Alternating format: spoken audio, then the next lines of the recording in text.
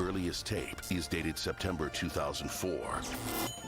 We're just looking to grab a room. So you're in room 6. I hope you enjoy your stay. And if you need anything, don't hesitate to scream. Now, see how it all began. What is that? Look how scared she looks. I like watching them squirm. Welcome to The Good, The Bad, and The Sequel. This is the movie podcast where we're talking sequels, and we do it in 2 parts. The first, an interview with an actor or someone involved that made the film worth watching. And the second, a discussion of the sequel, what they got right, what they got wrong, and how it could have been better. Really hope you enjoyed last week's interview, which is always special when we do these interviews, but when it's like number 1 on the call sheet and the person that survives at the end, it gives a little bit more juice. And that is actress Agnes Bruckner. Love talking about her childhood, getting into acting at a young age before she was doing modeling, then Bold and the Beautiful, then big monster blockbuster movies like The Glass House and Murder by Numbers. Then we talked about playing Anna Nicole Smith, which is just like so mind-blowing that she played that role. Some good stories about that. Agnes was awesome. So if you haven't listened to that, make sure after this, go back, check out that interview. And of course, all of our other 298 episodes. And wow, so Vacancy 2, this is 298.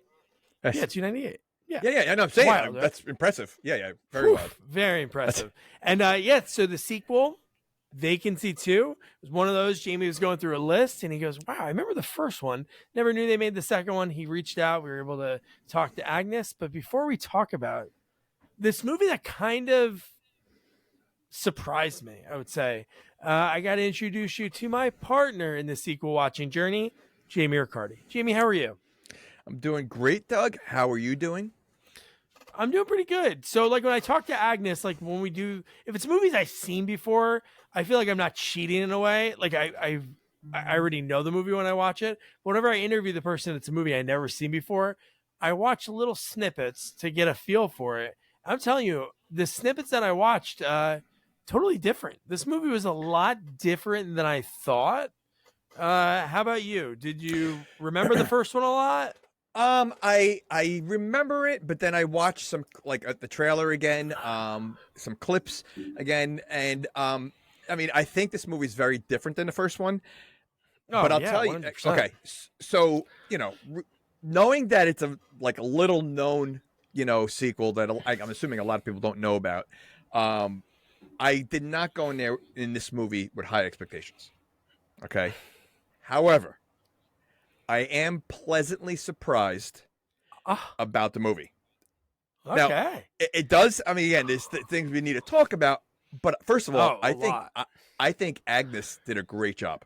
Oh my God, yes. Yeah, I mean, I'm surprised. Like, I think she can do action movies. I mean, that whole end scene. I mean, she's pretty badass. And I really and you know what? All the other actors. I mean, it wasn't a bad movie. Like, I think the actors were good. Literally, and again, I don't like horror movies. I don't like gross movies. And even though I knew what was going to happen in some of these scenes, I mean, you knew what was going to happen. I still had my eyes half shut because it was definitely it was a thriller. I mean, there was scenes where I was like, my heart was beating. So it was much better than I expected it to be. What a way to, we're almost ending 2023 with some very high praise. You know what I love when they cast people in movies, and I know a lot of times maybe they wouldn't, I wouldn't be offended if I was like an actor and say, hey, you look like so and so, but like that main guy would see me like serious John Huston vibes. Like he kind of looked like him. What main guy? Killer. The killer. The killer. Yeah. Well, I got a little something for you. Do you know the motel owner? You know who he is? He's not a main actor. But he looks super familiar. He was young Tom Hanks in Big. Oh my God! Yeah, because I looked them all. I mean, they all, a lot of these guys, actors, all look familiar. Like they really do. Well, the other guy was in. Honestly, you know what? I haven't looked it up, but the red hair guy, because there's not a lot of people. That's what's great when we talk about movies like this, and that are actually good. When there's not a lot of people. A lot of times when you think, hey, not a lot of people, hey, they're doing this because they're trying to save some money, which that could be the case, but they cast it really well. But the red hair guy, I'm gonna look it up because I'm gonna go crazy if I'm wrong. But I think it's the dude you're getting Adele guy. Well, If you remember those commercials from the he 2000s. gave me Daniel Stern vibes. Oh yeah, You know- definitely. Yeah, but yeah, can you believe he was the kid? He was the kid version of Tom Hanks in Big. Now Isn't I that see. I crazy? can't. Yeah. Yeah, no. Now you that's can't him. see it. That's wild. Yeah. So okay. So I'm gonna say the main. Okay. So there's, I mean, the beginning, the couple in the beginning can't, like they were annoying, but my biggest gripe with this movie Okay. is the killer. The killer. I think he does a great job. However, the type of killer, and again, I'm not a serial killer expert, but Okay. my guess is he's like what's the guy, Ted Bundy type, because the first thing he does is, when I mean, I know we're not there yet, but the way it's a woman, he brings her back to the hotel. I don't think he just kills for fun, and the rest of the movie he's kind of killing for fun, right? Yeah. So I don't think that's his MO, and I think that's like, it really is like, I thought that like it was just really about him and women, and so that's the only thing. Like, I don't think a killer like him, because he seems like a serial killer for women, that I don't think he would be like just a random, like, he just has fun killing people. It's almost like because they like were threatening him. What the thing that's the craziest part of it, and I just confirmed that is the dude you're getting Adele guy, and he was in I don't know. Wait, I'm confusing the dude you're getting Adele guy versus the Yahoo ads, but he's definitely the stoner guy from Can't Hardly Wait. Yep. Which really? is wild. That's the redhead Oh my guy. gosh. Yeah, He's you're right. the stoner Oh my guy gosh. from it, and the other guy isn't. His name is Brian Klugman, and he's Yeah. actually doing well for himself because he just had a named role in Maestro, and he was on Bones for a season. So they all he's have a doing decent. good. They all have a decent list. I mean, like I said, I looked them all up because they all have a familiar face. Yeah. But and this movie gave me a Norman Bates vibe. Totally. So yeah, let's get into this. Like I said, But let's very- let's talk about your biggest gripe you were able to get out. Let me give you mine. That's right in the Okay. beginning of the movie. The fact Okay. that this movie, this movie in a sick, twisted way is about like two entrepreneurs who want to make money because you're like the Norman Bates. Their hotel sucks and nobody wants to go to it. It's okay. because it's in the middle of nowhere. So they're selling smut videos, which I was not expecting. I was expecting when they were watching the couple, the just married couple who were pretty much like trying to have sex while the car was moving. Yeah. I mean, yeah. Okay. Go ahead. But the fact that they go from nobody's buying this crap anymore, the truck driver who's only in two parts of this whole movie, the Yeah. beginning and the end, he goes, "Yeah, man, people aren't buying this crap anymore because he only wants 25 copies, right? It's Yeah, like a really 25. 25. So they go, Yeah. "Oh man, but we had this other video that was just recorded of this guy murdering a prostitute." It's like the hot thing right now. I know. It was I know. insane. Well, since we're talking about gripes, I mean, just like Norman Bates, how do they afford to stay open when there's literally no one there ever? It's only one person, 100%. and the fact that, again, it's first of all, who sets up a motel in the middle of nowhere? Like, how many customers do you really think you're gonna get? And None. All the rooms are open, and the fact that he and- did one of the rooms is for filming. Yeah. It seems Yeah. like only Yeah. one setup for filming, Only or one. two. yeah, Because he goes, "Oh, let me give you room 6." Like when the guy Yeah. comes in, he goes, Yeah. Mr. Smith." yeah. It's ridiculous. And not for nothing, why does everybody always travel late at night in the middle of nowhere? No. Like if you are going to be driving a long time, cross country, and you have to drive, like, there's no way I'm doing it in the middle of the night because I know. I mean, every movie the car breaks down or whatever. Like, it's I mean, there's so many things that are just people don't do. I mean, right off the bat, we have the just married couple, right? Yeah. Then the car said just married, correct? I think. Mhm. Okay.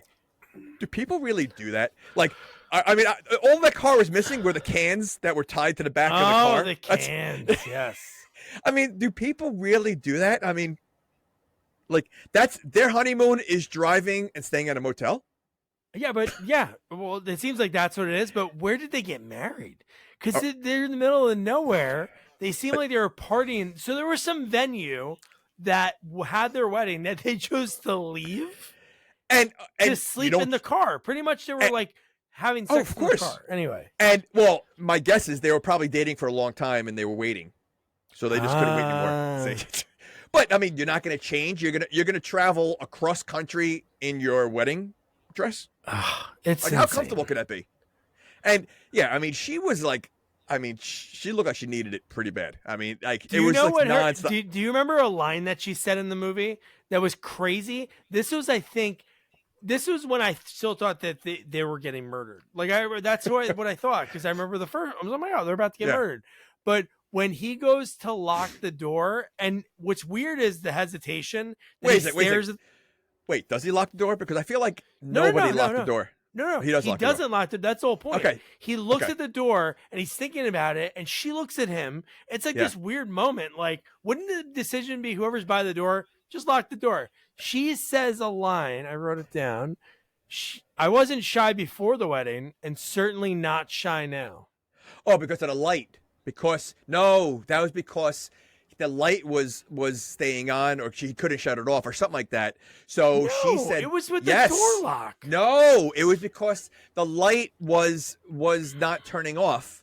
So like they would have to leave the light on, and that's why she said I wasn't shy. So he's gonna see her naked. Yeah, Yes. I would go watch it Yes. because I wrote it right after. I go, weird. He's hesitated in locking the door, and she says, "I wasn't shy before the wedding, and certainly not shy." No, Nah. no, it had nothing. Because to after that is when this power surge happened.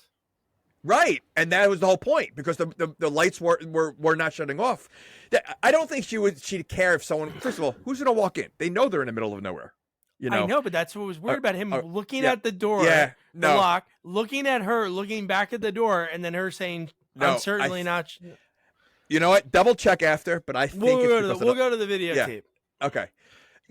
So yeah. I mean, first of all, they're driving like a maniac in the Mhm. middle of nowhere. But if you stopped at a motel that looked as grimy as that, and the two guys, I mean, there were two guys standing in, like, is that a lobby? I mean, is that the front desk? Like, yeah. But like, there's no way I'm staying there. I mean, they look like they literally would have a peephole in your bedroom. Yeah. That's the vibe they had, So, and they had one better. They had they had cameras set up. So it checks out. Like the way they look. Don't judge a book by its Oh. cover. Maybe when you No, go no, to a seedy no. hotel, Yeah, Judge the you book. judge it. yeah. And Because are that's they what's gonna happen. are they brothers? They friends? Like what? Like, and do they have a job? Like their job is sitting there and just selling the tapes. Like, and how many tapes can they possibly have? Like different people? Because again, I can't imagine people coming there. I know. Yeah, And what are it's they just selling weird. the tapes for? Because I think the first number he said was like, how many copies you want? 1,000? Did he say 1,000? He said a really large number. He did- That's he why did. they were so floored at 25. Right. So even if it's 1,000, like, I guess they're selling it for $10. Like that's what truckers are doing. Like truckers are people too. Like a good buddy of mine, the guy Chris Moore, he's a trucker now, and he just does like these short routes into New York and back, into New York and back. So like they're painting the truckers as like Perverts. wait, not even just that. So truckers are buying these tapes. Do they have VCRs and TVs in their truckers? It's for when they go home. Well, Hawk had a working out stuff in his, and he had That is that, true. stretchy, whatever. So, but first of all, the copies of the movie, like when they're watching it, it's very grainy. It's not even clear. Like you Yeah. can barely see what's going on. So who's buying that? Like who's your clientele that to the entertainment. That makes me feel like it's real. it literally like it looks like it's footage from a gas station. Like that's like that's what it looks like. So like I'd like, probably who- rather sleep in a gas station than this oh. place. this like just meeting just see first of all you meet the manager who walks out, and then then Daniel Stern walks out right after. That's not suspicious alone. Like he looked like he just woke up. He's walking back out of the back room. I mean, yeah, that there's the vibes there had to be. You know what though? They didn't seem to care because they just wanted to get it on. So really, Yeah. I don't think it mattered where they were. Yeah, what's crazy is the fact that when the guy comes in, lowers the hat, gives the cash for the room, says Mr. Smith, and they're like watching him like, wow, this guy's really clean. Like, I don't know if prostitutes, I'm guessing that there's some gross things that people want to do. So maybe that's why a sheet on the bed is like fine for them. They're like, oh, I've done this. I played this song and dance before.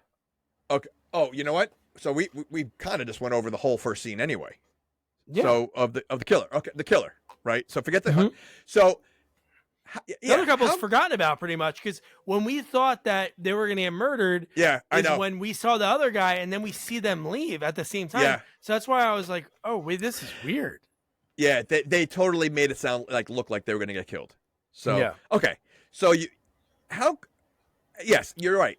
I'm assuming prostitutes, where the money is, they're going to do whatever, but you don't get any kind of like fishy alarm when someone's putting plastic down on a bed, outside of maybe maybe he thinks he's peeing on.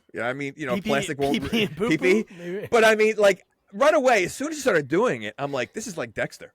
Like I'm thinking Dexter right away. Like he was really setting up a crime scene. So like, and she's not even looking. She's like face down, like, and she's okay laying on this. Like I don't know. I wonder if that's a thing. I don't know. I don't know. Or this guy's smart and like has met her a few times. So then, like I'm saying, he met with her, so she feels comfortable for him to put a sheet down for this to happen. But I don't know. But where'd she get picked up? It's in the middle of nowhere. I know. Obviously, like I don't know. Is there a street corner somewhere? I guess this is internet age. But that's my point, and that's why he's like he's probably more like a Ted Bundy, where he's grooming the girl. He's like he's dating them, and then whatever he's doing, and then he's bringing it. So there's trust. I don't think he's just going on a murder spree. Of just killing anybody. So all right, that's interesting. This is pre-internet. You know why this is pre-internet? Because the first one's like 2003, 2004, like pre everyone on the internet. Because I was thinking like, wouldn't they just like put the video? Couldn't they sell them online? They're really selling them trucker to trucker. Like this guy has his own little store that people come in to buy from his truck. Like, oh, what do you want to, meet the parents on VHS? Or I got this other thing the way back. Do you want that? Yeah. You know what? Is like, I didn't even think about that. All those trucks that are parked on the side, he's just knocking on their doors and just trying to sell snuff films. He's doing like a door-to-door sales. Like, how you doing? I'm Jethro. I'm here. I got on the left side of my jacket. He has a big trench coat. The left side is family movies. The bottom's comedy. The right, and there's like a little red door, like back at the video store case. What did your dad have? Did he have the double doors, like the saloon doors? No, he actually just had the book. If I remember correctly, it was a book with like the tabs in it. So like it had like That's even more embarrassing. At least as an adult, you can sneak back there. You can sneak back there. No. This was again. I was young, but I think first of all, I would like to clarify that my father had a video store that had a book, obviously, of X-rated movies. It was if I didn't say that, people are going to think like, oh, so your father had a sex shop. And a peep shop. Peep shop. But I think he had the book with the covers in the sleeves, so you could just flip through the book. I don't think the store had that back room, but I know a lot of the video stores had that back room that you go, which I think is worse because they always had like the beads or something that were kind of blocking it, so you have to go through there. So okay. There was beads or the Western double doors, and I remember there was a place in my town called Easy Video, Palmer Video. And my dad would let me go do whatever. Pick out one Palm video. Palmer. Yeah, Palmer. That one had like a peep show in the back. But I remember being dad. Because he let me pick out one video game and one. Wait, your dad went with you, and then he snuck in the back? Hell yeah! And so he was a garbage man, so he was wearing his work boots. And usually I would take forever because there was a big decision. My dad would never let me bring it back. He'd be like, I don't care how much this game sucks. We're not coming back for another one. I remember going in the back, like, Dad. And I got on my side, laid down, and I looked, and I saw his boots. I'm like, Dad, what are you doing back there? He's like, oh, there you are. And then Doug saw his first pair of boobs. No, I found his drawer before then, but yeah. Oh man, but I'm just saying. So this guy's going like truck to truck or somehow getting around to sell like these porno tapes, like these smut tapes, and then obviously it goes to the real smut thing. But crazy. Think about it. Like, so if he's selling them to other truckers, And then obviously they leave, and those truckers probably travel cross country, and then he just waits for a new, New batch? group of, and then start all over again. And he's not door knocking, yeah. How is it? Because like you said, it's pre-internet. So how is he doing it outside of door knocking? He's door knocking, selling snuff films. Okay. Oh, you were here last week. I said no to your porno tape. But hey, this week I got the bridge from them going to selling, like that's like going from like robbing somebody's garden in their backyard to bank robbery. Like that is the leap from, hey, I'm going to be creepy and film these two people, to, hey, you know what? We're going to get this guy that we caught murdering to murder for us, and then we're going to sell the tapes. How? Yeah. I mean, like, and they're completely okay with that. You're right. I mean, they really went from just watching people have sex to watching people get killed, and they're okay with that. Not to mention, how do you trust the killer? Like, you're letting this guy, I mean, they obviously, they saw him, the guy didn't know he was being taped. They took him down with knocked him out, and they tied him up. And you're going to let this guy go free? Like, no way. Like, I mean, you're going to trust that. Yeah. I don't know. And the fact that the only thing that stops him from turning on the kid from Big and the stoner and Can't Hardly Wait is, hey, man, if you do anything, he's got a copy of that tape and he'll turn it into the police. It's like, oh, well, I'm already a murderer. Like, I'm going to do this. Obviously, that other guy didn't give two shits because of what we see at the end of the movie, which is ridiculous. Yeah. But the fact that they go from I don't know what kind of relationship you have to have with your, underground, illegal tape seller guy. But the fact that he just goes, yeah, man, nobody wants to buy these, sex tapes anymore. They want something juicier or something. And then he hits play, and then it's just playing the murder. And he's like, hey, man, what's this? Let me check this out over here. And again, I don't think he would be. Like, again, I don't think it's his MO. Like, he just went there to kill that woman. I don't think he's looking to videotape himself doing it. First of all, he's going to be on videotape his face. Like the plan was not to, although it was creepy and so stupid at the same time. The mask he wears later on, like how he comes up with that idea. Backhead Jason. They're Backhead Jason. It was so funny. I mean, it was funny. I mean, they're such idiots, the two brothers or whatever they are. Mm-hmm. Like they are kind of comical. But yeah, I mean, he's walking around with a screen on his face. Yeah. I mean, so yeah. Okay. And the fact that we saw him like sort of make it, like he just grabbed the screen, like not like, and he thought of it been pre-made. But he thought of it right away. Like that's something that's normal to like, you know what? I need a mask. Let me cut the screen out. Like, I don't think I would ever think of making, first of all, I don't think that would really work. Like, I don't know how you're going to really, like, I don't know how he looked like Scarecrow. He looked like a scarecrow. He did, yeah. But he looked like a beekeeper. Like, like that's what he looked like. But like, you're going to think like that's, first of all, there were sheets in the room. There were pillowcases. Like, there's plenty of things to use. No, he decides to use a screen door. Like, I don't think that would be one of my choices. People aren't using it in those cabins because nobody stays there. So you can rip all the screens out. Nobody really even knows. Yeah, but the purpose of a mask is to hide your face, but a screen door you can see through. Yeah. No, he wasn't. This guy. So what's the point of that? Much. Like, and the fact that they, again, like you said, like the trust that they have in this guy, just because they have a copy of the tape somewhere, what stops him just saying, whatever, man, he'll never find me. Stab bolt over and then be on his way. But no, he's into it. They're like buddies because this is like that day. They're like, hey, we got some people here. And they're so creepy. Like when Agnes and her boyfriend and RJ go to check in, it's just like the vibes. I'd be like, your dad will sleep in the car. I'd rather sleep in the car than this weird place. Yeah. No, absolutely. So, yeah. And then, right. You're talking about Agnes and her boyfriend.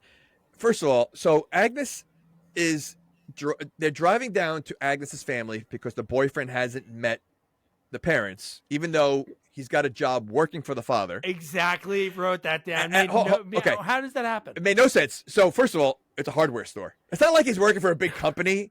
His father owns a hardware store. So he's moving down there to work at the hardware store.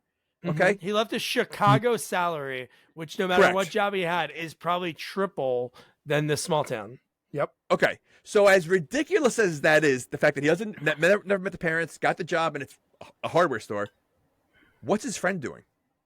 So his friend's Maybe moving down. just So being there. So his friend's gonna move down with them, live in with the parents also. It's just like like that made no sense. Why is he there? Yeah, they didn't even mention that, like, oh, if he's just going for the ride to, because she No. doesn't like him, so it makes zero sense. And he's great. He's on The Rookie right now on ABC, and he was a child actor too, but he was really funny. Yeah, he looked familiar. He had some really random lines, like when he said, "Meta view, how about a titty view?" He's like, they have all these views, mountain view, all these things. He view. was the typical friend who had to take a backseat to his best friend's girlfriend, right? So he's jealous of that relationship because no longer the best friend, and so it's a typical in every movie, right? He doesn't get along with the girl, and he's always just being a wise ass. I mean, it just yeah. So we talked about how creepy the two brothers are. I think there's like some word or like there's phrases that people would say that like something that was so off the wall that I would think me, hey, something shady's going on, is when the guy comes out because they're waiting for him for a few minutes. He comes out and he says, "Ooh, sorry for the wait. Too much iced tea tonight." So stupid. Okay, I don't have to know about you just peeing. Just say, "Oh, sorry, I was using the bathroom. Too much Yeah, iced yeah. tea." What are you hiding, mister? What just happened here? And then what does he say before they leave? Do you remember the line he says after he gives them the room key? No. If you need anything, don't hesitate Oh yeah, to scream. Scream. Well, they do talk about. I'm glad they mentioned that because, and obviously, it was a very silly line to say in a movie. Yeah. But they do reference it, so I get that. But how about when they went to the front desk? He wasn't even there, and he's slowly creeping in behind them, and he's standing there before he announces that he's there. Like that alone, again, it's a creepy little front desk. And now you have the creeper manager who's creeping behind me as soon as I get there. Again, red flags. Why are we staying there? Yeah, I know. I mean, yeah. So, yeah. And they got one room. So, yeah.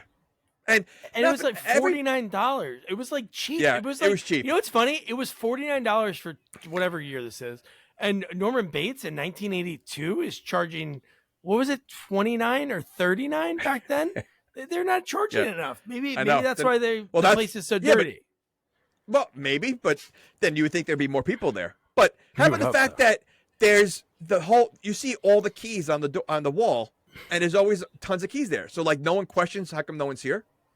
You go there, you're stopping in a motel, and you realize no one is staying there. Why? Well, the old guy questions it later. He does. Which is really ridiculous. That scene was. Oh my gosh! That made me sweat a little bit. I'm like, whoa, what's going on right now? Yeah, like I said, I mean, they do a good job of. There's literally, I think, 2 or 3 where my eyes were squinting because, I was waiting for something to happen and I didn't know how gross it's gonna get, and I knew it was gonna happen, just didn't know when, kind of thing. So they did a good job at that. Yeah, but I love that the buddy Tanner. So it was like a double door he went through. So it's like a connected room, but he jumped over something when he opened that door, but he had his own room to himself. And then that's how he accidentally stumbled upon, which is crazy that they have 2 different, the wires going to the main room, the lobby, So- where yeah. But that wasn't the room that they were videotaping in, was it? Because No, it was a totally different room. Tanner but was in a separate room. Yeah, but they said that there was only one room that had the videotapes they're watching. So that's the room they watched the videotapes in? I thought they watched it in the back room. No, they why watched were it in the they back room, but for some weird reason, there was a cross. Because when he was changing the channel, somehow he was able to see it. Okay. It was weird because he was watching it and sort of I know. into it, and then he was like, whoa. Well, he did he say something like, I turned it off after a little bit or something like that. Yeah. He said well, listen, she did look great in this movie. I mean, and I mean, yeah. No. But yeah, okay. So one thing I love about this movie that was so smart was when they had the cell phones, because they had cell phones in the movie, but they were definitely old cell phones. no like apps. They never or anything. worked. It's just like, which is I love when they do that. That's like the smartest way because all horror movies, for Yeah. the most part, could just be over in a phone call. But at least they're like, Correct. oh, we have no service because they are in the middle of nowhere. So it's good to introduce that element because it's like, all right, we're gonna let you guys know there are cell phones, but we can't use them anyway, ever. Well, that's what I mean. Like mentioning the fact that why would he say scream? Instead of saying give a holler or whatever. Like they did talk about the obvious things that a lot of movies don't, and I think they did a good job with that as well. But let me ask you this: would you, if you live down south, would you be offended by all these movies that all these people are always look the same? If you take Texas Chainsaw Massacre and you take the Dennis Franz from Psycho and you take they all look like you if you said pick the pervert or pick the whatever out of a lineup, Pick the pervert out of a lineup. they all look the same. They have Yeah. the same look, every time from down south. They always look sweaty. Like I think Always. that's one like pervert thing because Dennis Franz was like pouring in. He seemed like always like wet. Oh, that's what they're sweaty. They look like they haven't showered in days. They look like they just woke up. I mean, they look disheveled. Like it's the same look of all. Yeah. Such creepers. I wonder if the South does get offended. I have encountered people from the South, or even just driving across the country. Middle of nowhere, you get some definitely, like you said about driving across the country. It's like no joke. Oh. It'd be like, let's see how far we can get. Okay, the sun's starting to go down. What's the closest hotel? Like, getting 100 caught on the road is my 100%. nightmare. There's no way. Caught on the road, running out of gas when there's no gas station for 25 miles. Like, there's no way you're doing this. In every movie, everybody travels at night. Like, yeah. I mean, okay, No you're the bueno. newlyweds. You just got married. You don't leave the next day. Like, you couldn't wait. Yeah. My wife made me stop in a field in Nebraska, watch because she wanted to Whoa. get the moon coming down over like this barn. It was a beautiful photo, like we have it on the wall. But I remember just sitting there, like, what if the car doesn't start again? Like, we're in the middle of nowhere. We could be a horror movie based on a true story. You have a It's barn. these morons. I mean, that didn't creep you out? Like, doing next to a barn? Oh. I was like, come on, let's go, come on, Yeah. over yeah. and over again until she was like, all right, I got it. But how about the fact that these guys are already like all in, like, you know what, Oh. we're gonna start this smut film business, we're gonna start murdering people, and then it's like, hey man, there's 3 of them, we can't do anything with 3 of them, and then obviously the killer comes in, and he's like, I don't give a shit, I can kill 3, 4, 5, 6. He's just like, and the fact that they look like Baghead Jason. That's what the 2 guys were wearing. Yeah, they really do. And they're like creeping in the windows, and you're like, they're literally, there's no one else in the property but those 3 people. And I feel like even at the point when they knew they were being watched, why did they continue wearing the masks? I know. I mean the end game, the end game was they're gonna kill them anyway because they were trying to kill them. I don't think the masks were necessary at that point because they assumed they're not leaving alive. Yeah. Or yeah, no, maybe they just thought like they maybe they had a fear that they were going to get away. They're like, hey man, we're new at this, so they might just run because they didn't really attempt to run. They really hid and wanted to kill them. Well, that's the other thing. So like, anytime they had a chance to escape, they either ran to a car, which was a risk in itself, or they ran back to their motel room. Yeah. Like, no, first of all, they all look like they're in way better shape than the 3 morons, right? Yeah. The killer and the 2 brothers. So how about just keep running straight? Like, there's no way they're I going to keep know. up. Like they didn't intend, and I think they were like the one guy was saying, let's just go, let's run, and the other ones were like, no. I mean, I feel like you're a sitting duck. If you don't get out of that motel room, you're a sitting duck, which is what happens. Yeah, and they had shotguns because she knew he had a shotgun. So And- in her not mine, because they did that little backstory about, I bet you used to go hunt with your dad, Yep. which set up sort of the end of the movie. But the fact that you have a shotgun, if you run far enough away, the shotgun's They're not not gonna- going to get to you. Correct, Or if it does, correct. it's not going to hurt you. No rifles, just keep running. But no, you're right. When they saw them, which Yeah. we'll get to in 1 second, because the only scene we have, that's what's crazy about this movie, is from this point on, it's like really just one big scene. Because once we get the old couple that shows up, which is the next scene, which is that's so silly. Like, Well, and it's funny. Like, it's literally like between that old couple and the first couple, like you're expecting something so much more.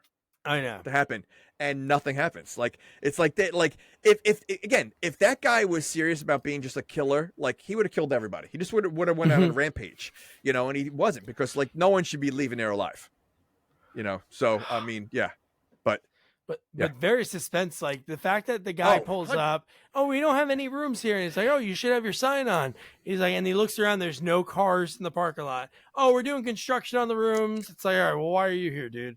You're doing construction on the rooms. Why are you just sitting here just to tell people no? Then he goes, hey, why don't you come inside real quick? I'll call the place up the road, and I'll see if they have. Yeah.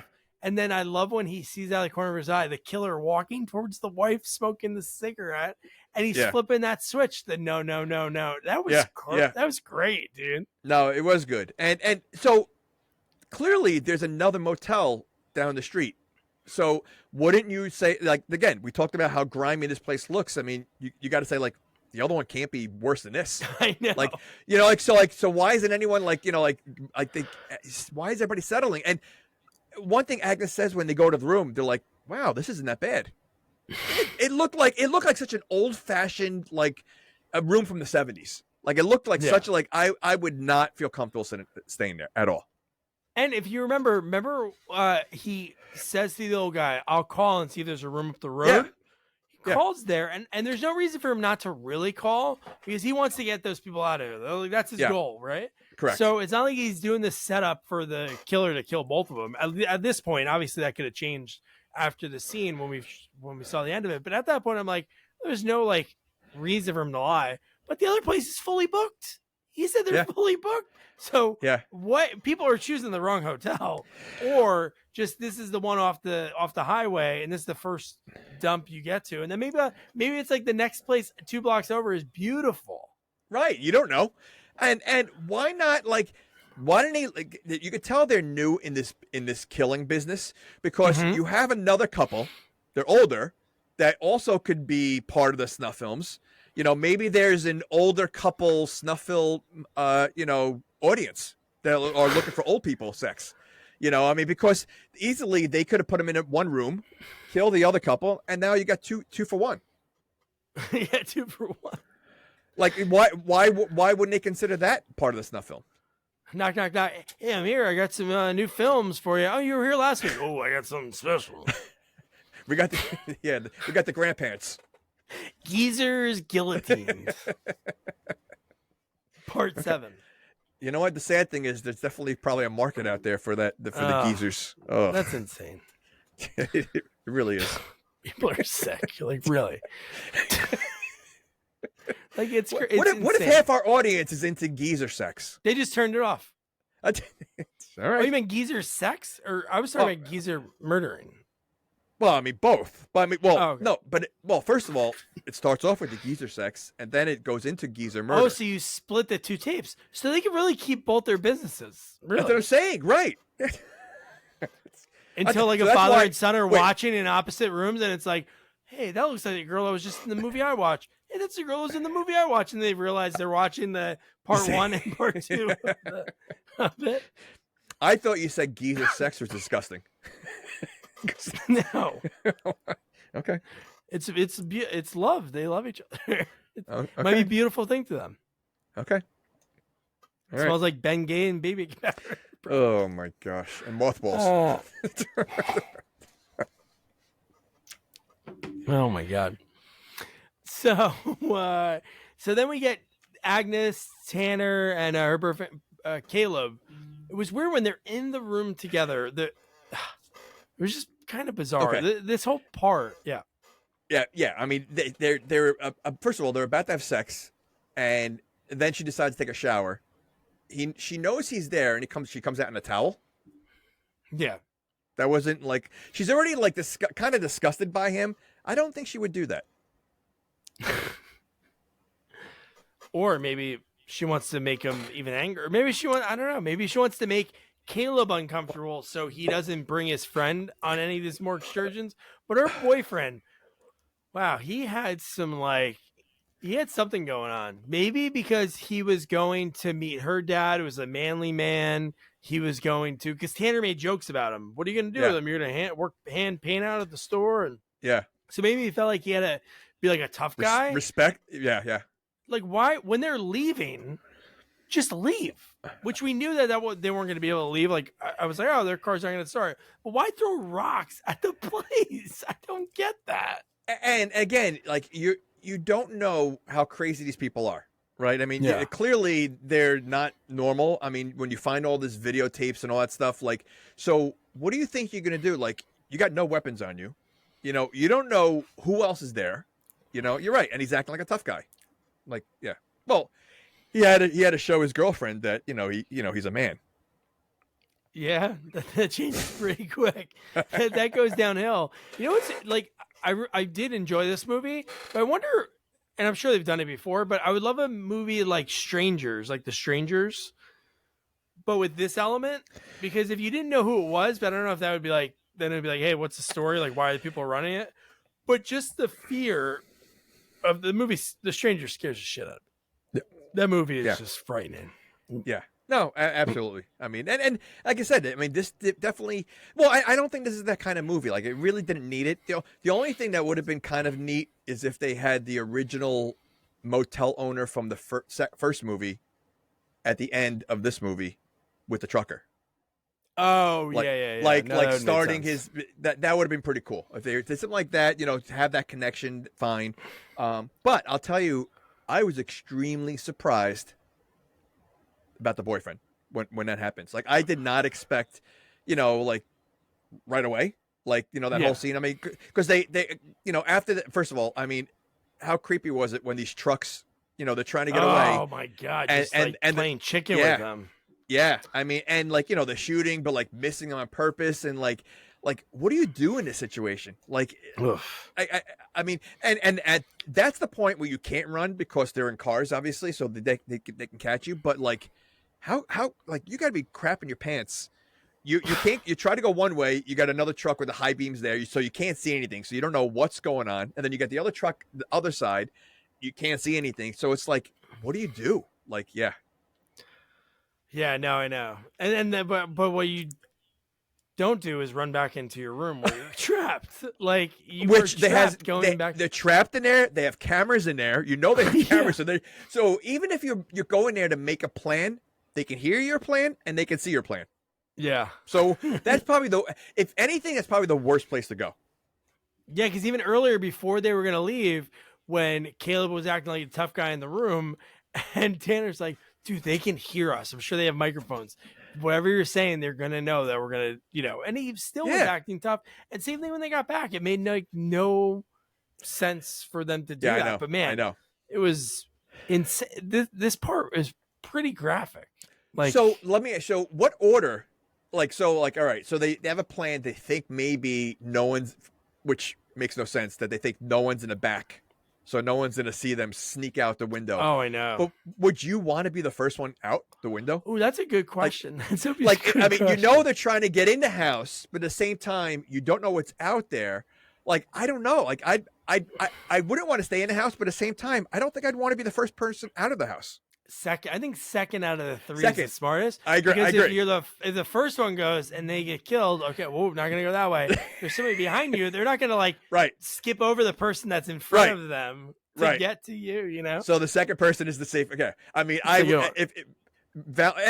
being the boyfriend, wouldn't you think that he would go first and then so he can pull his girlfriend out, I don't know. It's the manly thing. So I know the manly thing usually is like you going first, but maybe it's like, hey, this unknown, because but that was pretty good. It was really just the way they did a lot of things in this movie were so good. The way you I didn't even think about it. Like, even though that's like such a cliche in like horror movies and like action, I didn't think about it either. Like, I wasn't thinking about it.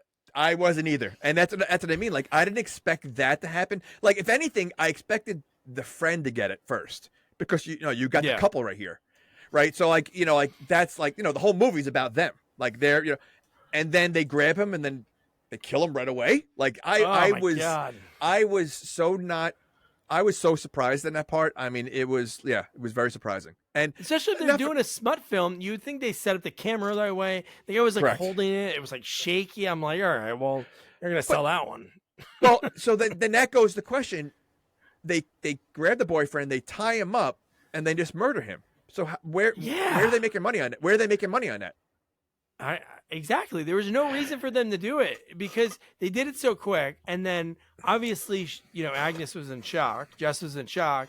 The fact they were like getting ready to run. She's like, we have to go back. We have to stay here. And it's like, but why? She saw him get stabbed 15 times. Like, why? Yeah, like she needs to go back there for her boyfriend who was stabbed 15 times. Yeah, like, yeah. That That was a little silly. Like the friend knew. He's like, listen, we got to go. And she was like, no, we got to go back for him. Go back what? For his dead body?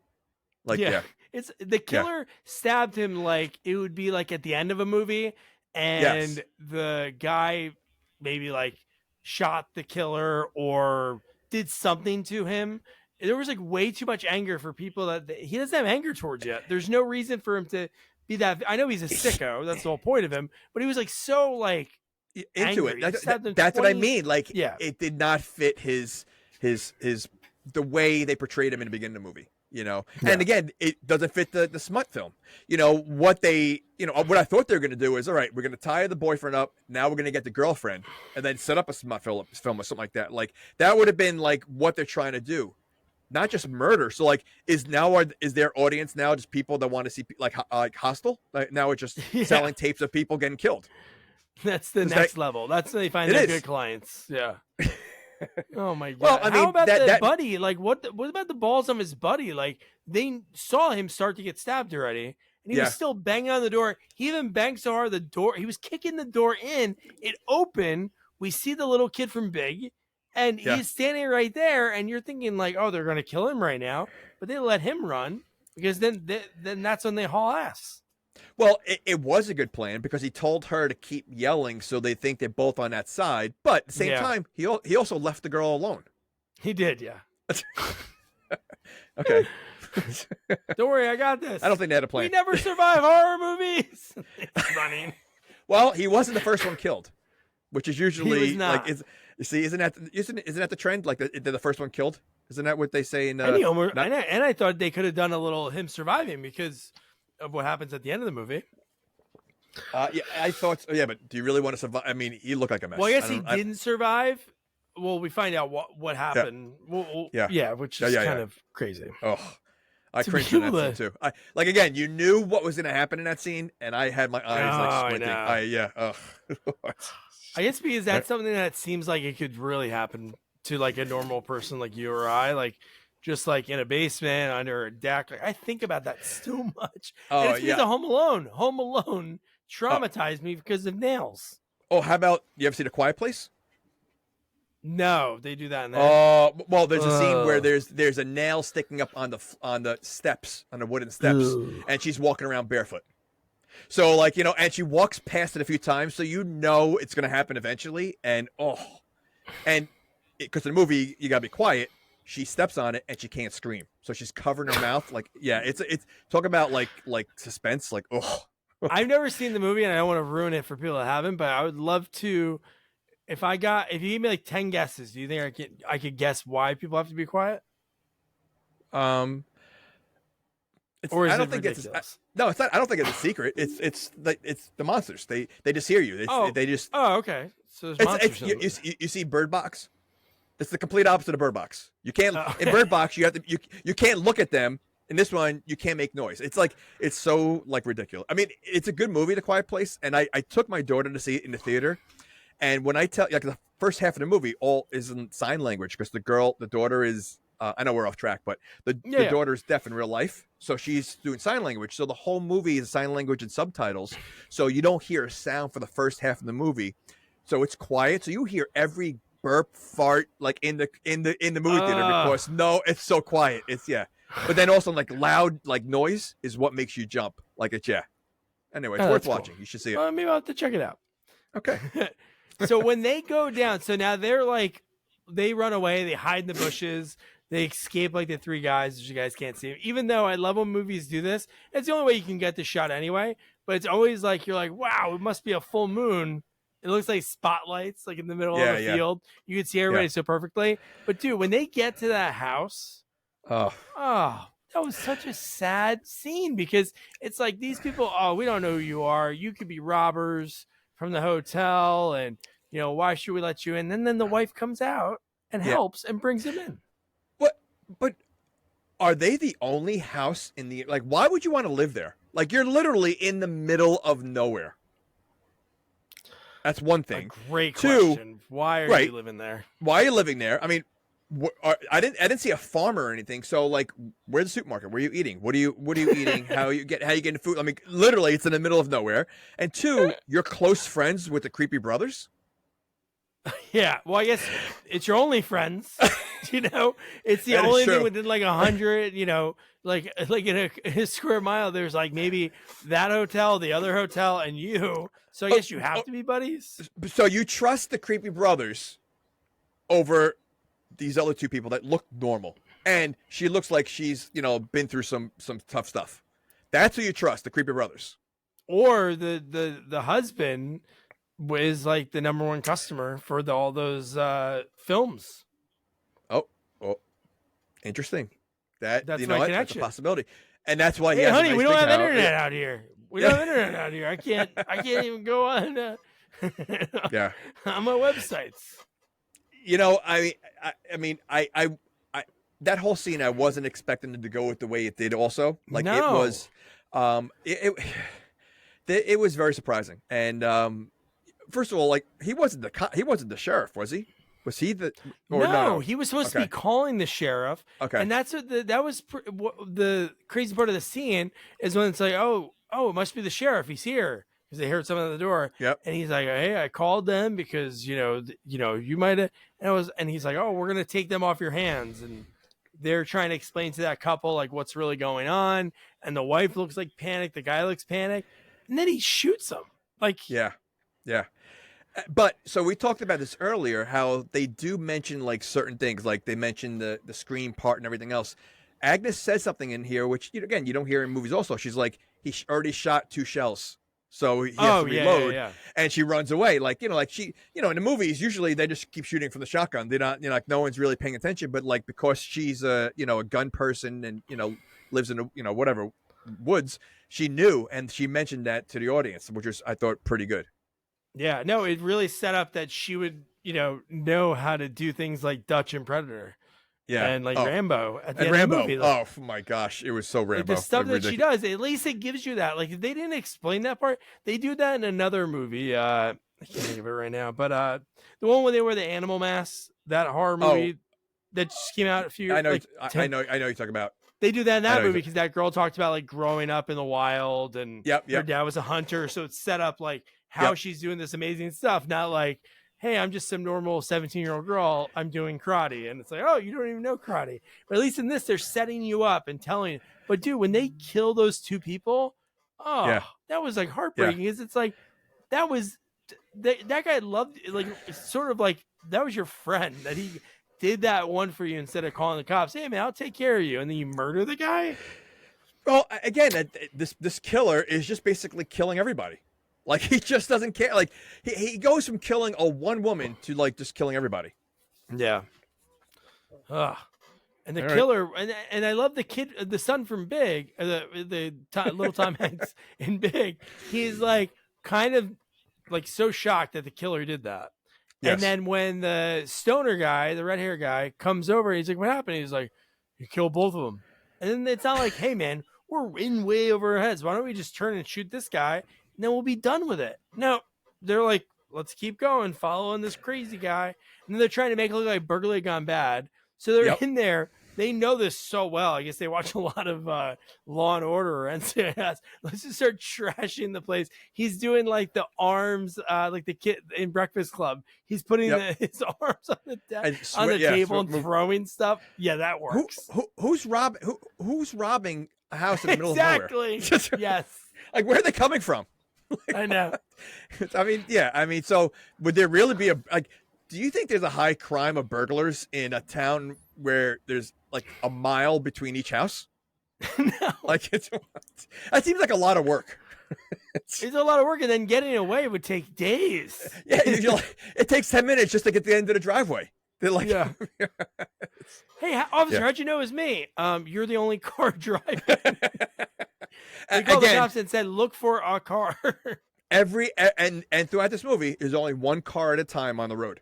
You know, between the newlywed couple, they get away, they're alone. You got the old couple, they're the only ones on the road. Agnes, only ones on the road. Like just like Psycho, it's always one car and that's it. It'd been great if it was in the Psycho town and they threw like a little homage to it, because you get that, like you're right, the vibe of it. Yeah, well, you can't have a town with two motel psychos. Yeah. That's why the other one's in business. The other one's great. You know what? Maybe Dennis Franz is running that one, or his son. That would have been a good throwback. Have Dennis Franz as one of the brothers. Like, you know, like that would fit. Have him answer the phone when they call the other hotel. Hey, we're packed here. We do it by the hour. Yeah, that's or you know, yeah. I guess that would have been cool. That's funny. And at this point, they're caught. They got caught when they busted in and killed the two people. They were arrested because we get Jess wakes up. The next time she wakes up is when she has a camera on her face. Yep. And she is tied up, and we see her because the other two guys are now questioning their relationship with the killer while they're talking, because they can't talk like next to each other and look at the camera. They have to look at each other because it's so important. So they have to stare at each other's eyes. And at this point, she's cutting through, right, and able to like break the back of this old ass. What was she using to cut it through? I thought she was just using the rope. I didn't think she grabbed anything. Oh. Yeah, I missed it. So she was just rubbing it against the back of the chair, the chairs are so old. They probably picked them up, from the side of the road. They were probably like waterlogged, easy to snap, I guess. But then Tanner, which is crazy, it was cool that we saw it at the end. I do like that they did that, but they didn't ruin it. I know. Because all we saw was a the red. Shoe. Oh, yeah, we saw the shoe. Shoe. Was that all it was? The shoe thrown on the ground or underneath the shed? They were the house. No, there was a shoe in the room with her, I thought, or something like that. Right? That's how she knew. There was like a weird little cutaway to show us that he was dead. You didn't like see him. It was really dark, and you saw like a bat, which made no sense because we saw the prostitute was rolled up in a bag, which we see her underneath in the next scene. But like with him, he was just there. But it was weird that it was like, why didn't they show us anything? Like nothing at all. Well, since you're mentioning it, so earlier in the movie, they were like, all right, we got to find a place to start burying these bodies or taking away. So their choice of getting rid of the bodies is under the stairs in front of the house that has the lattice. So there's holes in the lattice. So one, you could see underneath there. Two, the smell of all the bodies are going to be ridiculous. That's your hiding spot, is right in the open. Yeah, you drops the room key and it goes under or like close by. Oh yeah, look, I see an eyeball. You're not going to see flies all around. You're not going to it's going to. I mean, you're in the middle of nowhere. You're going to tell me you can't find an open field? I mean, to throw it or whatever. Like, I mean, that's the best spot you can think of, and you're planning on starting a business of killing a ton of people. How much room do you have under there to just keep hiding all those bodies? Yeah, right. Or maybe because they only have one person every few days, maybe. So I guess they do have some time. But you're right. The smell is going to get to the point that it's unbearable for people that show up. How about the fact that Agnes, when she was under there, like she didn't even notice until she saw it. She would have smelled it. I mean, I've never smelled a dead body. I'm assuming it smells, the way when you have open wounds and like blood and all that, you're gonna smell it pretty quick. Oh yeah, I would. So yeah, okay. I guess because it's been less than a day, so maybe that prostitute's not smelling ripe yet.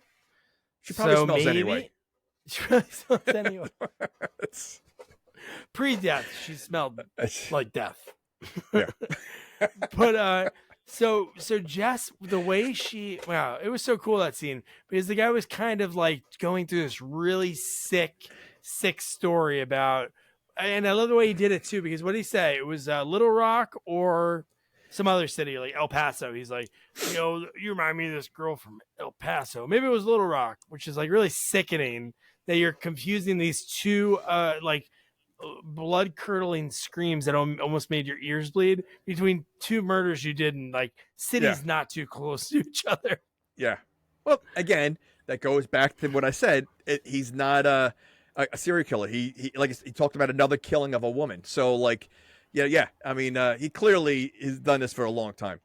Yeah. But and and not for nothing, why does he needed brothers at all? Because I feel like he was disappointed by the two brothers the entire movie. Like they really did nothing. They didn't help him do anything. They bumbled the Daniel Stern completely bumbled everything. Like why does he need him? Like he's got the video camera set up. He can easily do it himself. That's why I thought he should have killed him. I really thought he was going to do that because and it proves, that he could obviously do the stuff without him. But when Correct. he is like, again, just like no matter what type of movie, whether it be action, anytime it's the bad guy, they I know. really like the guy's basically, if this is a film that's going to have audio for people to listen to, the truckers, they're going to be like, hey man, they were giving away some clues to some murders. The same guy murdered in Little Rock, and they're like piecing things together. Yeah. Like on one of Yeah. those old murder boards from like old detective shows. But like he's going through this whole thing, and then he gets stabbed in the neck. See, now that's if you're watching one of those films and you're like, oh man, this girl's about to die. Whoa, she fought back. Okay, and then you tell your friend, and then you sell more copies of that tape. It was pretty. No, he got stabbed. Was it the neck or the cheek? I thought he got stabbed. It in looked the like cheek. the neck live. It did look like the neck. It It did look like the neck. Yes. And then the cheek, he Yes. pulled his mask off. Yeah. And you saw him pull it out of the cheek. Yeah. Yeah. But okay, but it was a screen door. Would she be able to go through the screen? Wouldn't the screen kind of like block it a little bit? No, it was only you can go through it. If it was sharp, they showed the way she broke the thing. It was sharp enough. No, you could go through. Okay. But again, he's wearing a screen that you could see his face. I mean, no screen out there. You could see clearly and he's got the camera right there. So, but yeah, this is the turn of Agnes where she starts becoming a badass and like. Oh yeah, like she's Commando. She's Matrix.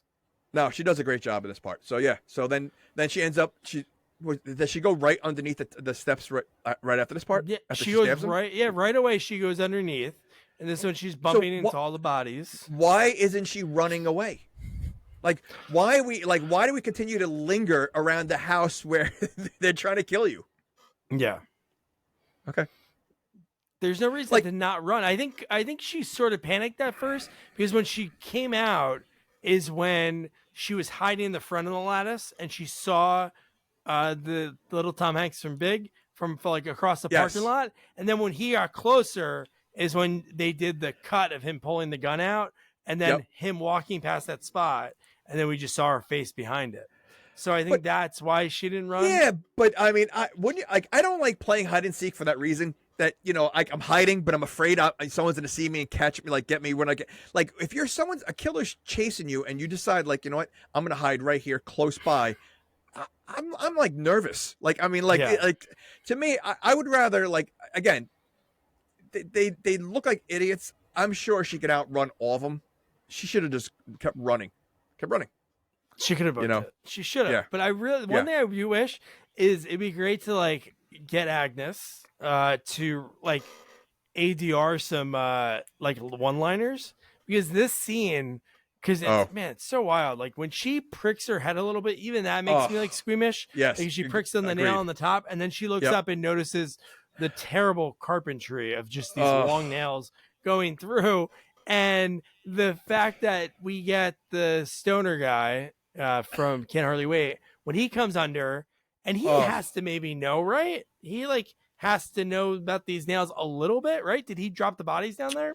You think he's thinking twice about that? I mean, Sure. no. But I mean, like the fact that she hides under her boyfriend, her dead boyfriend. I mean, wild. But I mean, like you said, like yes, when she hit her head, I was a little squeamish, and then seeing him, the other guy, Daniel Stern, crawl under there, I'm literally squinting, waiting for his head. It was just so gross. Like yeah. But why does he go under? Like it seems pretty open. Use like because a he hurt. flashlight. I don't know why you have to go in. What are you going to do? Get that close? I know what's crazy is he had a gun, but he used his knife. Like, so he's just going with a knife. So somebody has to be like that close for you actually. So if he sees her, she just rolls out. Like it just. Well, you make a point. All this, like the rest of the movie is all like late at night.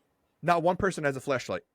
Nobody. Nobody. Like if you're chasing someone in the dark, wouldn't a flashlight kind of give you the edge? It'd be huge. You put it on the end of the gun, you hold it on. Yeah, You see yeah. where you're shooting, not just fire in the middle of nowhere. But why I mentioned like the ADR of the lines, because she could have, obviously they're nails, so they could have reshot this movie and put like screws in. She could have said like get screwed. Like the way they're all set up perfect. Or even the water one we'll get to next is like one of Now you're screwed.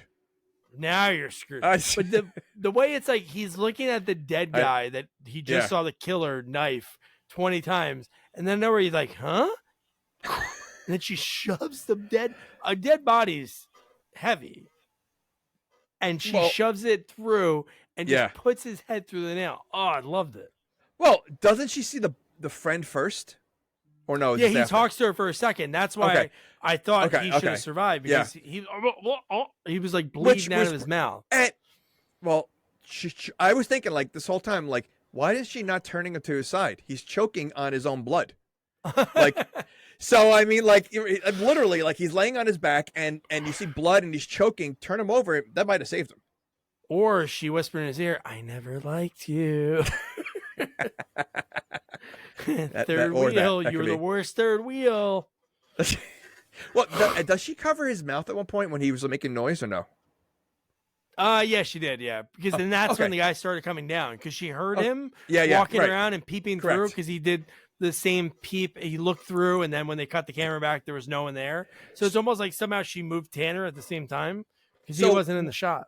So what do you do in that spot? So you have your friend here who's, you find out that is alive because he's moving his eyes. He's choking on his blood, making noise, but you cover his mouth so he chokes even more. Like, so like is that what you do? Like, because he's making like it just like, that's crazy.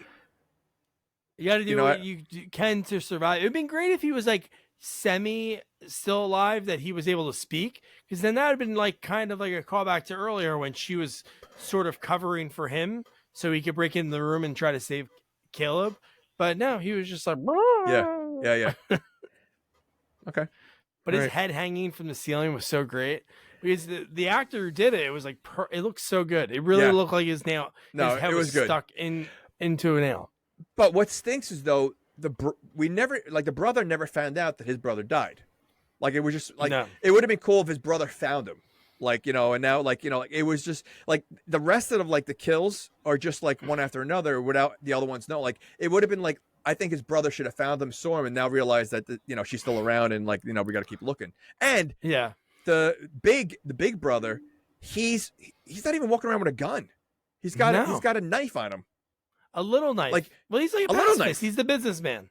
Yeah, that's all he is. He's not anything else. That's why she could have ran, because even though she saw him, he wasn't carrying a gun, and she had a head start. Like, she was so much further than him.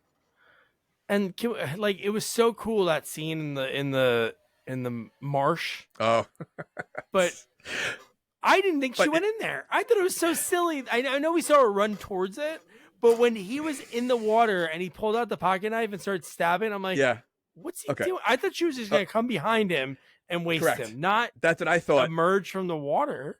But again, another throwback, because that was in the beginning of the movie. Didn't the boyfriend say, "Why don't you go for a swim?" or something like that? He mentioned something like that. Yeah. So again, they did another throwback, like with the nails. Oh, they were going to swim in that water. I know. I know. They were talking about the pool. There wasn't a pool there, was there? No. But that makes sense. They literally, what you're saying. Yeah, they passed. They just passed that. Was that a swamp? Like, I don't know what that was, or was that the pool? But yeah, I mean, and would you walk in there? I mean, so the brother thinks that she's in the water. So why wouldn't you just stand outside the water and just wait for her to come up to breathe? Exactly. Yeah. Why do you got to go in there and poke? First of all, you don't know if an alligator or anything's in there. Like, so you're gonna walk in there and poke around as if she's holding her breath, staying underwater. Like, you could wait her out. But after a while, I said, "There's no way she's in the water." But in fact, she was in the water. Okay. And you get like, dude. Okay. So great. The water was up to his ankles. Like, it wasn't that deep. So how is she in the water? Like how is she underwater that deep? She was in a deep spot. He was on like a little reef a little sandbar in the lagoon, and she was in a hole. Okay. But the way the gun came out, I'm like, wow, this is Oh, cool. yeah. Like Yeah, it that looked was- awesome. See, well, she should have been breathing through like a little bamboo. Yeah, Like a little straw she had from like McDonald's. that would have been like a Rambo move, Yeah. you know. So yeah, okay. But it was great. It was so cool. Like again, going to this movie, I really forgot about the original. So in this, I didn't remember like if it was like a horror or a thriller. And you had some really cool elements. And it's great when I talked to her and she said she wanted to be like a badass action to do a movie like Angelina Jolie because they don't make those revenge type of movies. And man, she proved like this is the tape. Like if she goes to somebody Yeah. and says, "Hey, I want to do Yeah. these type of movies," because that is like badass. If you threw in the one-liners, she is doing like those 80s women action movies, or Sandra Curry, the slice and dice in the 70s with the one-liners, and it would be great. Well, you know, not even that. Like she played the role very serious, right? I mean, like, you know, like, so her screams, her fear, like I think she did a great job, and I really think that she could have been in more movies, you know, bigger movies, as the lead, because I really do think she did a good job, and you know, I don't think you could have put anyone else in there really that would have done, you know, anything different. Like she did she did the best she could, and I think she did great. So I think yeah. she nailed it. She really. Okay. I just nailed it. That was pretty good. Oh. That's good. So now I think now. Okay, excuse me. I said now you're screwed first. So. So then at this point she's so like, again, because of her dad's background, hunting her dad, she does, but she doesn't do like the double. I guess she sort of does, right? Because she runs with wet feet. The trail like stops and goes to the right, and she like hops into the trailer, and the killer doesn't think to go into the trailer. But then we get what I wasn't expecting, like kind of like a nice little one-on-one. Like there was a nice little back and forth, which is really cool. I'm sure it was cool for her, but just cool to see in a movie like this. Well, okay, so she goes in the trailer. Why are they traveling with, what is it, a can of gasoline? I didn't know if that was. I wrote it down. I didn't know if it was like stain is flammable, and like paint thinner sometimes comes in small cans. But I have no idea why that was that easy to open, because she should have had to use a That's what I mean. screwdriver. It was a homemade, like, it was like, all right, you know, we have some extra gasoline. Let's pour it in this container and like travel in the back of like that has tons. Yeah, I mean that made no sense. Why they? And again, it wasn't a lot in there. I mean, so like, what are you really saving? Like, what do you need? Like. You know, yeah, that was a little weird, but yeah, this little one-on-one, and it was interesting. It was the burn was the like obviously it's not the final shot of the movie, but I would say the final shot of that night scene was so great because she's walking to the left, and it was perfectly filmed because you had the stunt person that was covered in doing the burn walking off into the distance, and then you see him in the distance still while she's walking off to the road. And it was like just a really cool shot of her just like walking off while this guy's just she's walking off in the sunset. You'd hope dying. Yeah. But I thought it would be a little bit more than, because I mean they had the little battle inside the which was a small space, you know, and they were like, and then, you know, I didn't think that was going to be it with him. I thought like they would have battled a little bit more.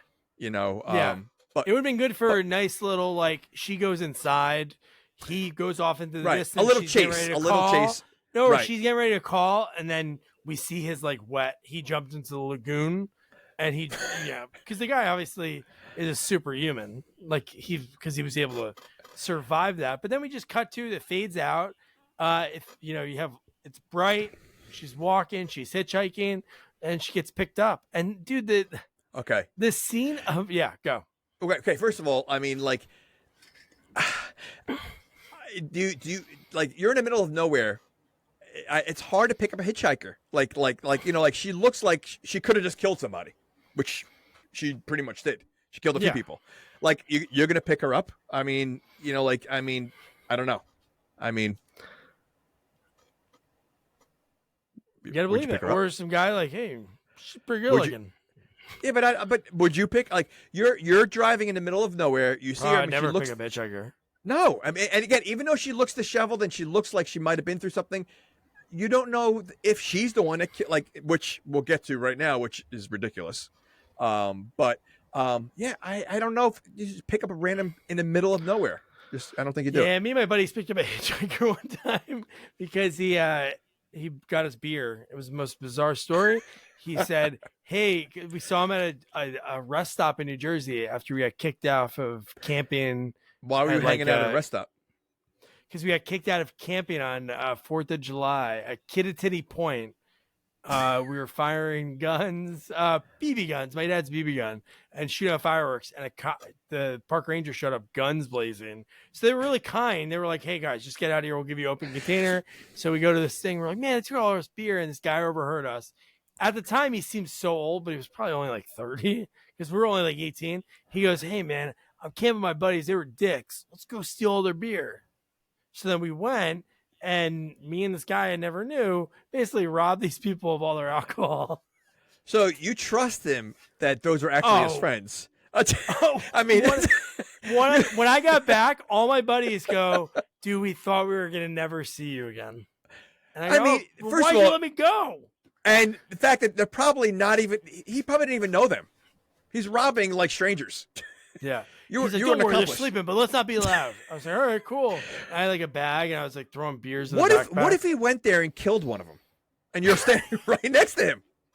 And then somebody's gonna listen to this. I'm gonna get contacted for like a murder podcast. And be like, "Do you know that guy? He was the beer bandit, the beer bandit killer. He was bringing some dumb 17, 18-year-old to grab the beers to get their DNA all over the scene, and then he commits the murder." Oh my gosh! Yeah. So no, I would never pick up a hitchhiker because of that moment, I've always thought of like, hey, I could be like one of these movies. Oh, well, were you at True Green? Again, we're off topic, but when someone from one of our customers called, I don't know if you were there, and so like we called him, and he's like, "I need a ride to DMV, and I'll pay someone $500." Right? So Mike Forsythe, you've heard of him? I remember right? Mike Forsythe. Yeah. Okay, so he's on the phone and he goes, "I'm not doing it." I go, "Give me the phone." So I took the phone and the guy gave me his address. I forget where he lived. It was in Jersey, obviously. And so I go to his house. I picked him up. I mean, he was like an overweight older guy, and he was like, wobbling over in his house. I mean, just from the street, the inside looked like disheveled. But I drove him to DMV. He got whatever he did. He gave me $500 cash. What was I not know what a taxi is? You know what? This is before Uber, but the point is, but that's crazy. It's not like you were working in Bumble, I know. And it was a nice, I think it might've been like Westwood or something like that. Like it was a nice area, but wow. The point is though, like when I go back to the office and I showed him the money that I did it, they're like, "Well, you could have been killed." I go, "I had enough time seeing him from the door to like my car and the way he was moving." I go, I was pretty sure that even if he tried something, I was going to be able to handle myself. Like if it was like a young big guy or a creepy guy, like creepy Dennis Franz, I'm pulling away. Yeah, of course. But yeah. So what do you guys learn from these two stories? Don't pick up hitchhikers. And maybe in some cases, like one might offer you $500, but you never know. You might never get that money. Yeah, correct. But in this one, the guy picks up Agnes. They go to the cops, and then these cops. You have one cop that's I guess like the sheriff. He is kind of sane in a way because he's like, "Yeah, I don't know, man. Everything's clean. We see remnant. There must have been blood, right?" I said that. I go, "How is there no blood?" And first of all, what's the time range between them picking up Agnes, going to the cops, the next hours? Okay, yeah. So you're telling me this guy who's got 90% of his body, 90% of his body burnt off. Yeah. No pain or anything. He's able to go back, vacuum, clean up, and make the beds and scrub the floors so there's no blood, and get rid of all the cameras, knows exactly where all the cameras are, and then leave in a matter of a couple hours after his whole body's burnt to crisp. It makes zero sense. Unless he's on fire and he goes, "You know what I really have to do as soon as I get this fire off of me, I make sure I get rid of the bodies underneath." So he's moving the bodies underneath. He's cleaning the blood from everywhere. It just, I don't know. First of all, my guess is they don't have enough. They don't have the proper chemicals to clean the blood at that place. I'm sure they have no cleaning supplies. No. And even if they did, he wouldn't even know where to go. He wouldn't even know where they are. I burn my finger on a candle, my finger throbs for a week. You know, like this guy's whole body looks like a burnt marshmallow, and he's like, okay, you know, again, what this is like, we're talking about midnight, you know, like at least midnight. Oh, not even right now. No, Not it even, seemed like it was the middle of the night that right, okay, Agnes- middle of the night. So let's say 3:00 in the morning. She gets picked up. You know, they drove her right to the police station. The police went right over there. So you're talking about he had maybe 5 hours to do if all that. Yeah, If that. it's insane. Okay. Okay. And All right. there was nothing that the cops were like. It's like there was things that were broken. There was broken chairs, gunshots through different things. You're telling me he patched all the walls that there's nothing for them to notice? Oh, and the brothers that I'm sure they know are just vanished. And her friends are missing. Yeah, Like, are the friends like? So what do they think that she's? Why would they think that she's making this up? What would she gain out of making up this entire story? nothing. Because Yeah. looking at the motel from the outside, there's no way there would be creepers there. I mean, they just by looking at a motel, you could say, you know what? I mean, I don't know if she's telling the truth or not, but I could see them putting cameras in there. I mean, it's a you know, it's just, so yeah. Or the guy I mean, was smart enough. The guy that was only part of this operation for a day. He knows Yeah. where every single camera is in the whole place. He grabbed every what I, wire. yeah, that's what I said. Yeah, So, yeah, yeah. or maybe they're one of the high-paying customers. Yeah. I mean, Yeah, I there's, heard you they're know, getting into smut films. you know what? I mean, we talk about you know, how, you know, these people always look the same in all these movies down south. The cops are always corrupt and involved in the business down south also. So maybe Yeah. they were the customers.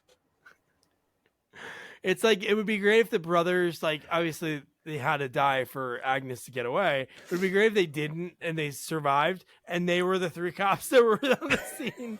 The burn guy's face. Yeah, the two people just in Yeah. like cop uniforms they got from Party City. But no, it was Yep. just so silly. And then the last scene, obviously, because this sets up the original movie, is you get the killer, which they name him the killer in this one. He is all burned and he's making a deal with the trucker that we saw in the beginning of the movie to keep doing these murders and sell the tapes. My question is, how the hell did he get this hotel? Okay. Not only how did he get well, I mean, he could have killed the people. I mean, Oh yeah, you know, so just it's- take it over. I was yeah, thinking loans or something. but why is he still trying to do this business? Because it worked so well for him the first time. You know, like so like he's still trying to get this business off the ground. Like at this Yeah. point, you basically bunch of people died for no reason because you didn't gain anything from that. Your entire body looks like a shriveled, you know, like I said, shriveled marshmallow, or whatever. And you're still trying to do this business. It didn't work the first time around. Why are you still like go back to your old business and just start killing people, you know, by itself? Yeah, or it seemed like he was a businessman type that did the murders and had a normal life. Like he lived a double life. So the only reason he was roped into this stupid smut, you know, film business was because the other guys had blackmail of him of the Right. tape of the prostitute. Right. So you're right. He could have had his out. He could have went back to his normal life and be like, honey, you would not believe what happened to me. Because I don't know if he's married, but he could be living that double life. And oh, I got this burn. Oh, I'm glad you're fine. Or And then he just goes go back to killing the way he was like he's obviously wasn't caught all this time until Yeah, he was these good. bumbling idiots caught him. So like, you know, it wasn't like the cops caught him. So like go back to what he's good at. No, go back to what basically destroyed your entire life and everything else. That keep trying Well, that. I think starting a murder is the choice that leads you down the path of ruining your entire life. That is It's not like, true. hey, why are you in prison right now? I met these two bumbling idiots. No. Yeah, but you know You're what a though? murderer. He walked around like he was, you know, high in life. He, you know, listen, he was happy what he was doing. He was proud. He was proud of his work. You know. He was proud of his work. Oh man, so that was Vacancy 2, the first cut. That movie was a lot of fun. I think, you know, from our beginnings and the way we just talked about it for the last 90 minutes, how much it kind of like usually when we go to these movies, we never know what to expect unless we've seen it before. But this one, for Jamie, would you recommend somebody to check this one out? Yeah, you know what? I mean, it's it's worth watching. It's not a bad movie. You know, it's got some, like I said. I mean, I think there's 2 or 3 scenes where I had to like squint my eyes because I was afraid of what was going to happen. So it's definitely worth watching if you're looking for, you know, something on TV and, you know, you want some kind of thriller. Because I would say this is almost more of a thriller than a horror movie. Yeah. You know, and definitely there's definitely thrills. And you know what? I think the actors do a great job. I think it's definitely worth watching. It's, again, I'm surprised because when I saw the trailer and when I saw it, I was like, oh, here we go, another one. But no, I was pleasantly surprised. It wasn't that bad. No, I agree. And for usually movies that don't have a cast of people that you know really well, and it's not that many people, it's really hard because if one person lacks, it throws off anything because you're just focused on that one person that's not good. But everybody was great. Well cast. Yeah, they meshed well together. Yeah, I agree. And the only guy that wasn't the best, which I'm not saying there was any, because he didn't get a chance to maybe like round his character out because he died so quick, was Caleb. Because he was this weird situation of I love this girl and I'm giving up my life in Chicago to move to the small town to work at a hardware store, and then hey, I'm an actor real tough, and then he died really quick. But you know what though, and again, in his defense, I think he did well for what he had because he didn't play the typical jerk kind of guy in these movies. Like he literally I think he did a good job as like the worried boyfriend. Also, what's going on? Like I think they all did a good job. Like they didn't try to play the cliche characters that are in like these type of movies. Mm-hmm. You know, they played a more realistic of how you really would react in a situation like this. And I think that's why it was better than I expected, because again, in these kind of movies that might not be as known, you're going to get like the silly acting, you're going to get the, you know, the cliche personalities. And I feel like, you know, the acting was how anyone else would act in a situation like that. I agree. I always say, like, whenever I love watching thrillers. In this one, obviously it's a thriller, but like you don't, I don't know what the difference between suspense and thriller is. I don't know if it's like thriller, you don't know who the killer is, and suspense, you know who it is, but that'd be nice too. I should Google that, but leave that on the back burner. It's like, these are the type of movies I love to watch. And it's great that we had the opportunity to come across this, because I probably would never have seen it, because this should be on those lists of those type of movies. Because it's really good. It's quick. It moves. Even though it has like a short runtime, it's like, you know, with taking out like the credits, it's like an hour 20. But it's really, I'm gonna tell you, it's like 2 acts. It's the beginning part where we see that couple, the newlyweds, and then once we meet Agnes and her boyfriend and Tanner, that's the rest of the movie. Like, it's pretty quick. The movie does move, and you know what? I don't even think there's beginning credits. Like, I think the movie just jumps into the newlyweds. Title card. So boom. Which you don't see too often in movies as well. That, I mean, it literally just takes off right from the beginning. So, you know, it's definitely, and I don't remember the first movie, but I would put it up there with that movie. I mean, you know, the first one doesn't stand. I mean, I know it had, I think, Kate Beckinsale and maybe what's his name, and Luke Wilson. Luke Wilson. You know, but I think this was definitely a pleasant surprise, and I think people would enjoy it. Yeah, so that was good. That was episode 299. Next up, obviously it's the holidays. It's that time of year that people are a little bit nicer. They'll maybe like take your cart back to the store for you or something. At Aldi's, you know, they don't take the quarter when you give them the quarter. But no, it's like that time of year, and we were like, man, what would be the perfect movie? I was joking with Jamie like a few weeks back, like, man, is there any bowling sequels for 300?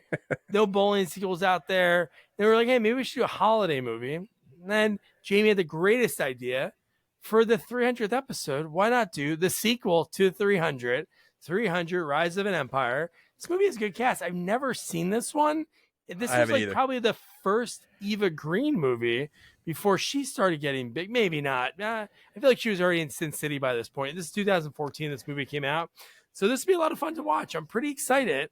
So for 300, we're going to cover 300 Rise of the Empire. Awesome. I can't wait. Because like I said, I haven't seen it. Love the first one. So.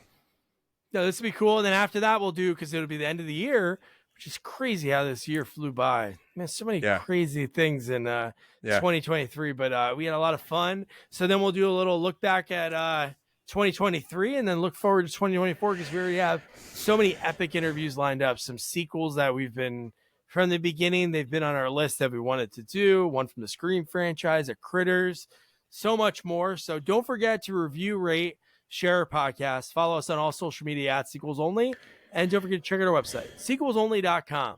Good night. Good night.